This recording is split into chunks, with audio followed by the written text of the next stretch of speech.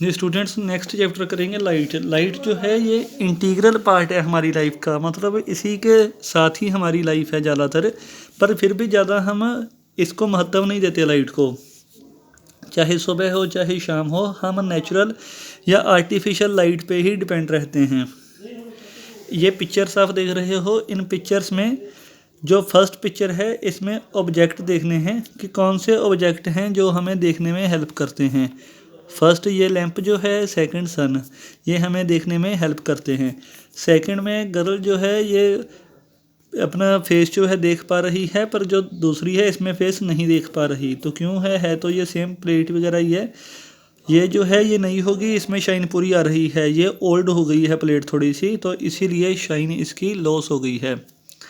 Third जो है वही जो है इसने ये देख सकते हो आप, अगर ध्यान से देखोगे जो इमेज है मिरर के जो बीच में बन रही है, इसमें उसने राइट हैंड उठाया हुआ है, पर एक्चुअल में उसने लेफ़्ट हैंड उठाया है अपना। ठीक है, दोनों अलग अलग हैंड हैं ये। फिर दो पीपल चश्मे वियर कर रहे हैं, तो अगर एक्सचेंज कर दिए जाएं तो क्या होगा। अगर स्पेक्टेकल्स इनके एक्सचेंज कर दें तो दोनों को ही नहीं दिखेगा, बड़े कम चांस दोनों को दिखे, क्योंकि जो ये एज्ड मैन है इसका नंबर ज़्यादा होगा चश्मे का, पक्का नज़र ज़्यादा कमज़ोर होगी और इसकी नज़र कम कमज़ोर होगी, तो इसीलिए पॉसिबिलिटी दोनों की नहीं है देखने की। लाइट जो है ये अपने आप खुद नहीं एग्जिस्ट करती, अपने आप हमारे आसपास लाइट नहीं है, कोई ना कोई सोर्स इसको प्रोड्यूस करता है, जिससे फिर ये ट्रैवल करती है और बाउंस ऑफ होती है, मतलब वापस भी जाती है और ऑब्जेक्ट्स कई इसको रास्ते में ही एब्जॉर्ब कर लेते हैं। हम लाइट को तभी देख पाते हैं जब ये हमारी आइस तक पहुंचती है। मोस्ट केसेस में जो भी लाइट किसी ऑब्जेक्ट पे फॉल करती है वो रिफ्लेक्ट जरूर करती है, मतलब रिफ्लेक्ट अगर करेगी तभी हमें कोई ऑब्जेक्ट दिखाई देगा। समटाइम्स हम अपनी इमेज भी देख सकते हैं रिफ्लेक्टेड लाइट में, पर कई बार नहीं देख पाते। ठीक है, तो थिंग्स हम अपने आसपास तभी देख पाते हैं जब लाइट का कोई सोर्स हमारे आसपास हो, वरना हम अपने आसपास थिंग्स नहीं देख पाएंगे। जब सभी लाइट के सोर्स स्विच ऑफ हों तब पूरा अंधेरा हो जाएगा और हम कुछ भी नहीं देख पाएंगे।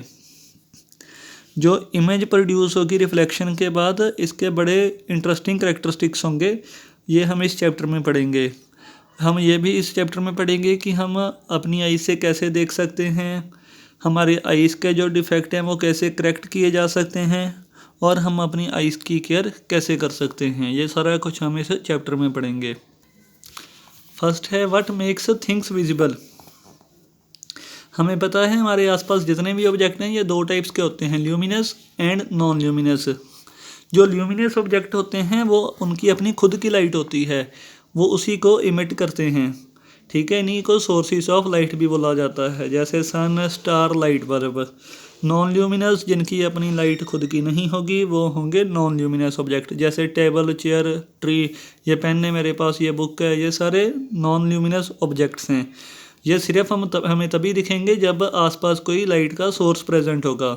अगर लाइट का सोर्स कोई नहीं प्रेजेंट होगा तो ये ऑब्जेक्ट हमें नहीं दिखाई देंगे। ये फिर वही लाइन है पूरी। लाइट जब किसी सोर्स से आके नॉन ल्यूमिनस ऑब्जेक्ट पे पड़ती है फिर वो हमारी आइज़ पे एंटर करती है, जैसे लाइट इस बुक पे फॉल कर रही है पहले, फिर हमारी आइज़ पे फॉल कर रही है।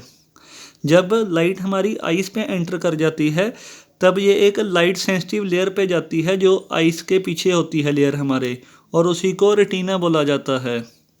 देन जो रेज हैं ये ब्रेन को पहुंचाई जाएंगी ऑप्टिक नर्व्स के थ्रू। ऑप्टिक नर्व रेटिना से लेके ब्रेन तक इन रेस को पहुंचाएगा, और ब्रेन जो है ये इंटरप्रेट करेगा इमेज को, मतलब पहचानेगा कि कौन सी चीज़ है ये वाली। ठीक है, ऐसे ही हम अपने आसपास की चीज़ें देख सकते हैं। अगर ऑब्जेक्ट सोर्स ऑफ लाइट हुआ तब हम इसे कैसे देख सकते हैं, जो ये लाइट एमिट करेगा उससे हम इसको देख सकते हैं, क्योंकि लाइट छोड़ेगा पक्का वो। अगर लाइट का सोर्स नहीं है वो, तो जो लाइट के सोर्स से उस पर लाइट पड़ेगी वो हम देख सकते हैं। जैसे सिंपल सी चीज़ है, जैसे बल्ब है कोई भी या सूरज है, उसकी खुद की रोशनी होती है तो हमें वैसे ही पता लग जाता है कि वो लाइट छोड़ रहा है, ठीक है, सोर्स ऑफ लाइट होगा वो। और जो दूसरे ऑब्जेक्ट हैं, जैसे ये पेन हो गया, तो पेन के तो लाइट नहीं छोड़ रहा, तो ये कैसे हमें दिखाई दे रहा है, जो यहाँ पे बल्ब है सोर्स ऑफ लाइट, उसकी लाइट यहाँ तक पड़ रही है, फिर हमारी आइस पे पड़ रही है, तभी हम इसको देख पा रहे हैं। मून और प्लैनेट्स को हम तभी देख पाते हैं क्योंकि वो सन की लाइट को पहले एब्जॉर्ब करते हैं, फिर उसको रिफ्लेक्ट करते हैं। Next is reflection.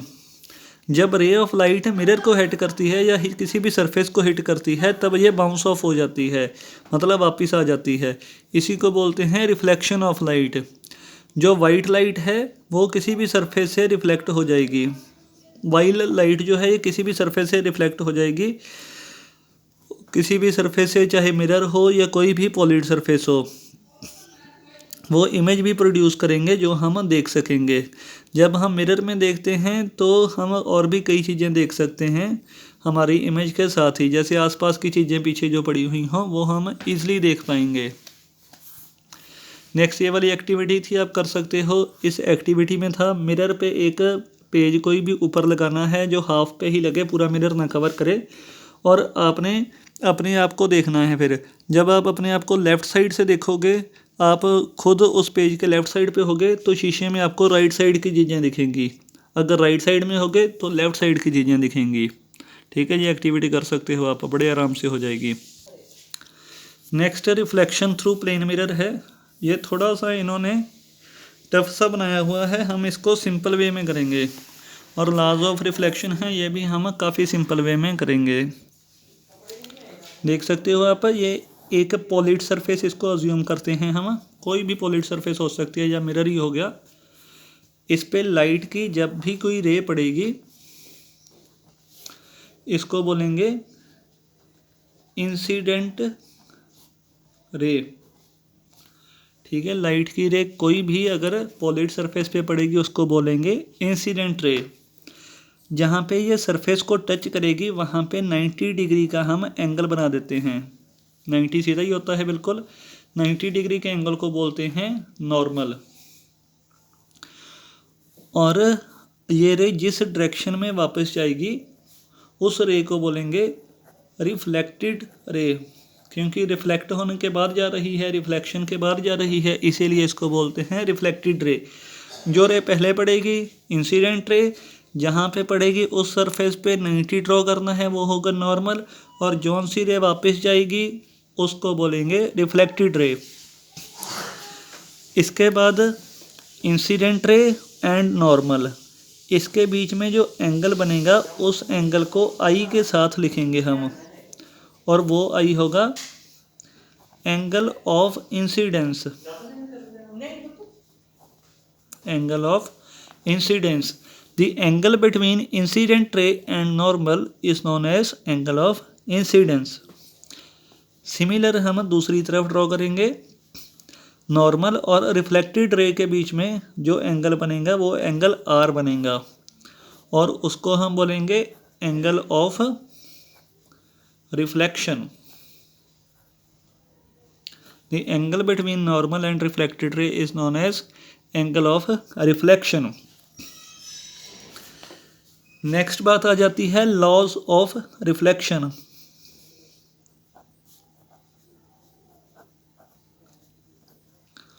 Law, first law बड़ा इजी लॉ है, angle i is equal to angle r, यानी कि इंसिडेंस एंगल इक्वल होगा रिफ्लेक्शन वाला जो एंगल होगा, ये हमेशा इक्वल होंगे। अगर 30 डिग्री पे रे आई थी तो 30 डिग्री से ही वापस जाएगी, 45 से आई थी 45 से ही वापस जाएगी। नॉर्मल के साथ एंगल हमेशा सेम रहेगा। सेकंड है फिर incident ray, normal and reflected ray all lie on the same plane, ये हमेशा एक ही प्लेन पे लाई करेंगे।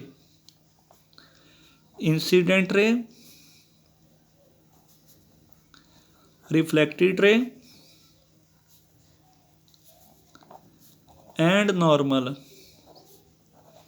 All lie on same plane. तो ये वाले लॉस वगैरह थे।